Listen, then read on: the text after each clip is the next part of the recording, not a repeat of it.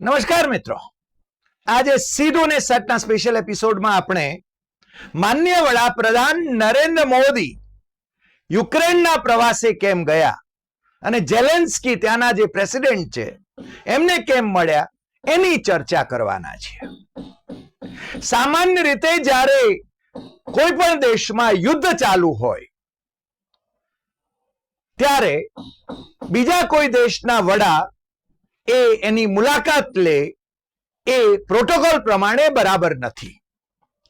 આપણે ક્યારેક કહ્યું હતું કે વિદેશ મંત્રી અટલ બિહારી વાજપેયી મોરારજી દેસાઈની સરકારમાં જ્યારે હતા ત્યારે એ ચીનના પ્રવાસે ગયા હતા અને ચીને વિયેટનામ પર હુમલો કર્યો.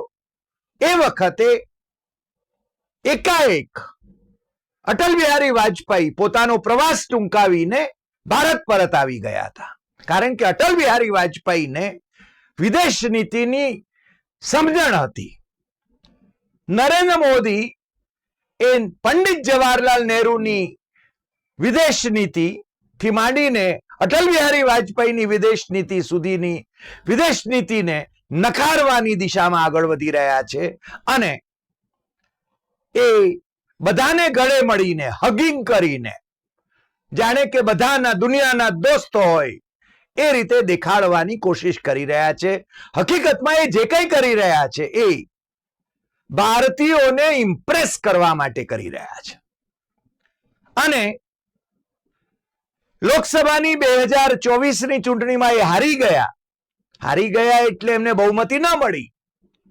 272 ને બદલે 240 બેઠકો જ મળી અને માંડ બે કાખ ગોળીને ટેકે એ ત્રીજી વખત વડાપ્રધાન થયા. પણ એમને જે દિમાગમાં જે અભરખા છે કે પ્રજાને હજુ મારે ઇમ્પ્રેસ કરવી છે, આઈ કેન ડુ ઇટ, એ એમનું સ્વપ્ન જે છે એટલે વિદેશના ફેરા બહુ મારે છે. હજુ જુલાઈની શરૂઆતમાં એટલે કે બીજા સપ્તાહમાં એ મોસ્કો જઈને એમના મિત્ર, બધાને મિત્ર જ બનાવી દે છે. હકીકતમાં ઇન્ટરનેશનલ ડિપ્લોમસીમાં કોઈ દેશનો વડો કોઈનો મિત્ર હોતો જ નથી. દરેક દેશનો પોતાનો સ્વાર્થ હોય છે. પણ નરેન્દ્ર મોદીને જ્યારે અમને સમય હોય ત્યારે બરાક સાથે અમે ગપ્પા મારીએ છીએ. હવે ભાઈ ક્યારે બોલતા નથી કે બરાક સાથે ક્યારે ગપ્પા મારે છે. હવે બાઇડન સાથે ક્યારે ગપ્પા મારે છે એની વાત નથી કરતા. પણ બાઇડન એમના ખભે હાથ મૂકે છે અને ખભે હાથ મૂકવો એનો અર્થ ડિપ્લોમસીમાં શું થાય એ ડિપ્લોમસીના જાણકારો બહુ સુપેરે જાણે છે. ઘણી વખતે આપણે ત્યાં પ્રજા છે ને ઇમ્પ્રેસ થઈ જાય છે કે કેટલા નિકટના દોસ્તો છે આ.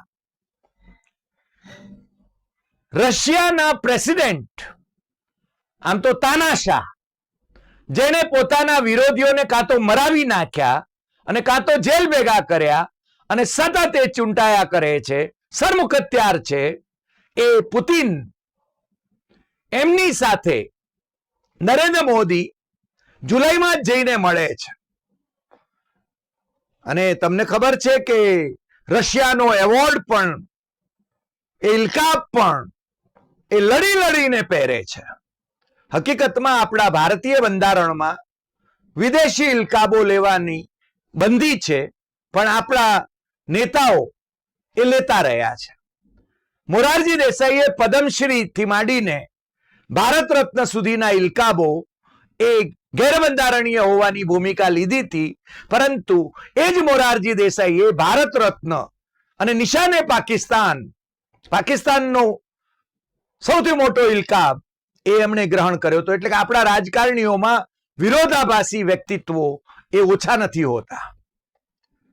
નરેન્દ્ર મોદી રશિયાનો એવોર્ડ લઈને આવે છે અને સાથે સાથે રશિયાથી સસ્તું તેલ લઈને આવે છે. આપણે ઘણું બધું તેલ ગયા વર્ષમાં જ્યારે રશિયાએ યુક્રેન પર આક્રમણ કર્યું અને યુરોપના દેશોને જ્યારે યુક્રેન તરફથી રશિયા તરફથી અથવા તો બાકીના દેશો તરફથી આ તેલ એટલે કે પેટ્રોલ અને ડીઝલ અને ગેસોલિન એ જ્યારે મળવા પર પ્રતિબંધ આવ્યો હતો, આર્થિક પ્રતિબંધો હતા, ત્યારે આ ભાઈ શ્રી નરેન્દ્ર મોદી એ વેપારી દ્રષ્ટિથી રશિયાથી સસ્તા દરે બેરલ ક્રૂડ ઓઇલ ભારતમાં મંગાવે, ભારતમાં એ રિફાઇન થાય, રિલાયન્સની મારફત પણ મંગાવે, રિલાયન્સ પણ છે ને એને રિફાઇન કરે અને પછી ભારતમાં રિફાઇન થયેલું તેલ એટલે કે પેટ્રોલ એનો લાભ ભારતની પ્રજાને ન મળે પણ યુરોપની પ્રજાને એ વેચવામાં આવે અને નરેન્દ્ર મોદી એ આ તેલ કંપનીઓની તિજોરી ભરે, ભારતની પ્રજા એ મોંઘાદાટ ભાવે પેટ્રોલ અને ડીઝલ ખરીદે પણ ભાઈશ્રીને પેલો ગાય દોઈને કૂતરીને પીવડાવવાની વાત જે કહેવત છે કંઈક અંશે લાગુ પડે, પણ એ પાછા એમ કહેશે કે નાણાં મળે છે ને ભારત સરકારને, એ કંપનીઓના નાણાં કઈ રીતે વપરાય છે એના વિશે તમારે પ્રશ્નો નહીં કરવાના, પણ આ રશિયાની સાથેની એમની દોસ્તી આમ જુગજુગના પ્રેમી હોય એ રીતે છે ને પુતિનને મળે અને પછી પાછા આવે, પાછા છે ને એ યુક્રેન જાય, કોના સંદેશવાહક તરીકે ગયા છે એ મોટો પ્રશ્ન છે. જે આંતરરાષ્ટ્રીય સંબંધોના નિષ્ણાત કહી શકાય એમની સાથે મેં વાત કરી કે જ્યારે કોઈ દેશ યુદ્ધમાં હોય ત્યારે બીજા દેશનો શાસક એ ત્યાં જઈ શકે કે કેમ, ત્યારે અમને જણાવવામાં આવ્યું કે એ પ્રોટોકોલની દ્રષ્ટિએ યોગ્ય નથી, પણ પાપાજી યુદ્ધ रुकवाने के लिए गए. એમના જે ભક્તો છે એ એમણે તો અનેક વાર યુદ્ધ રોકાવી દીધું છે યુક્રેન અને રશિયા વચ્ચેનું. રશિયા આક્રમણખોર છે, યુક્રેન પણ એને આક્રમણ કર્યું છે. યુનાઇટેડ નેશન્સમાં જ્યારે જ્યારે ઠરાવ આવે ત્યારે પણ ભારતનું વલણ વિરોધાભાસી રહ્યું છે. યુક્રેનનો પક્ષ લેવો જોઈએ કારણ કે રશિયાએ આક્રમણ કર્યું છે, પણ નરેન્દ્ર મોદીની ડિપ્લોમસી, નરેન્દ્ર મોદીની વિદેશ નીતિ એ ખબર નહીં કેવી છે.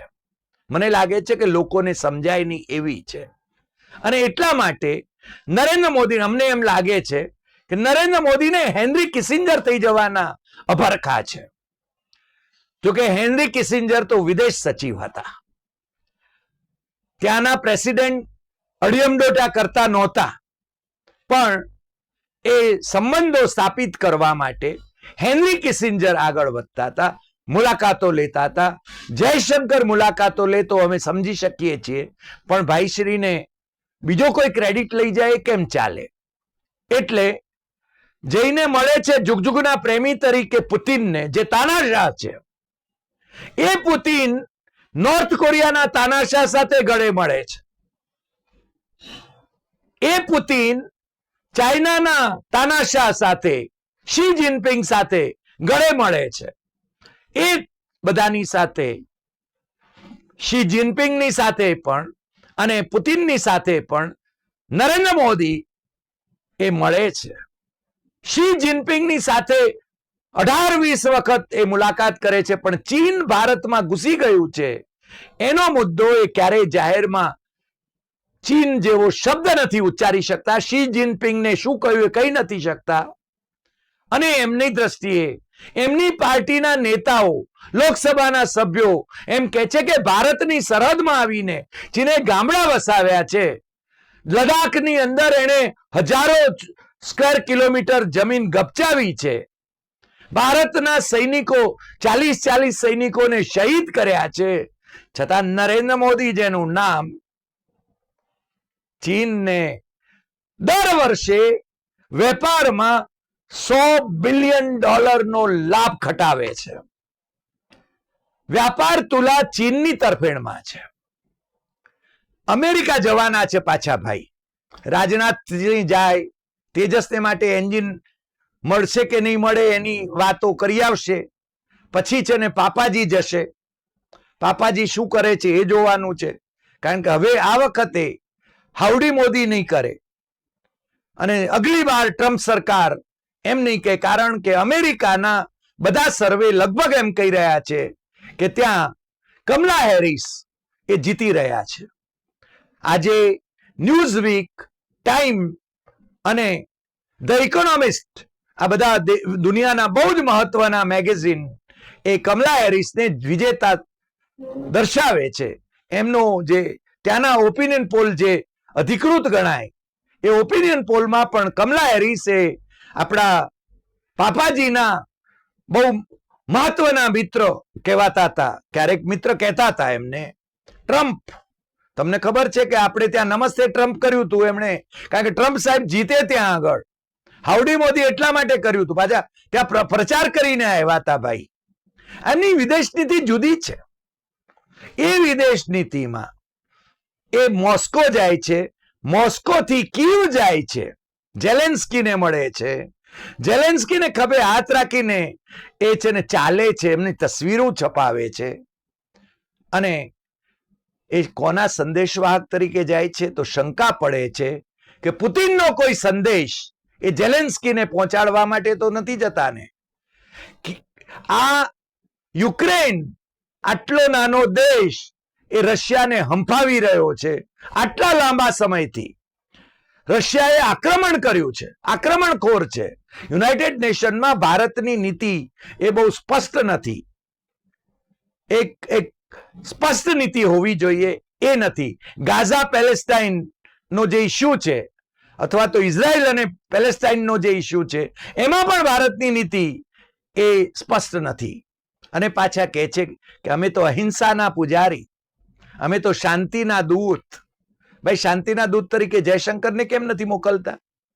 તમારો તો અહીંયા છે ને, અહીંયા તમારી સરકાર કેટલા દિવસ ચાલશે? ડગુમગુ સરકાર છે, લંગડી સરકાર છે, છતાં તંગડી ઊંચી રાખવી છે. એટલા માટે ભાઈ શ્રી વિદેશ યાત્રાઓ કરે છે, તમારા અને મારા ઇન્કમ ટેક્સના નાણાંના ખર્ચે. કારણ કે એમને અધિકાર છે.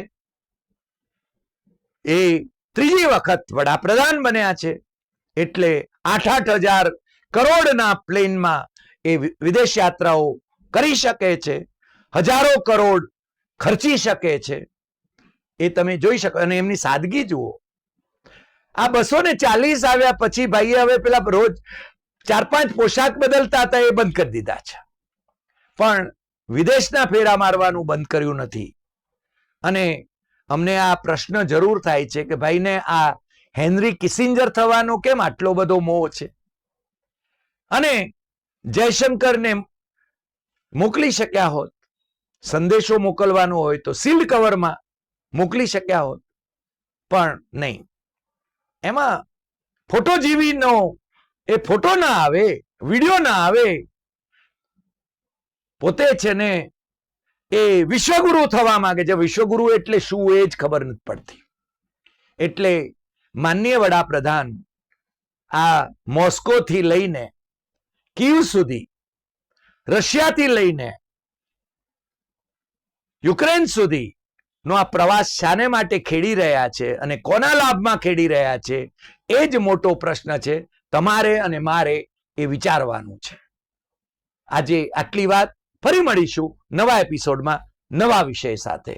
તમને જો આ એપિસોડ ગમ્યો હોય તો સૌથી વધુ શેર કરશો, લાઈક કરશો, કમેન્ટ કરશો અને આપણી YouTube channel doctor Hari Desai Satyam Evam Tathyam એ સબસ્ક્રાઇબ કરવા માટે તમે મિત્રોને દેશમાં અને વિદેશમાં જરૂર જણાવશો. નમસ્કાર.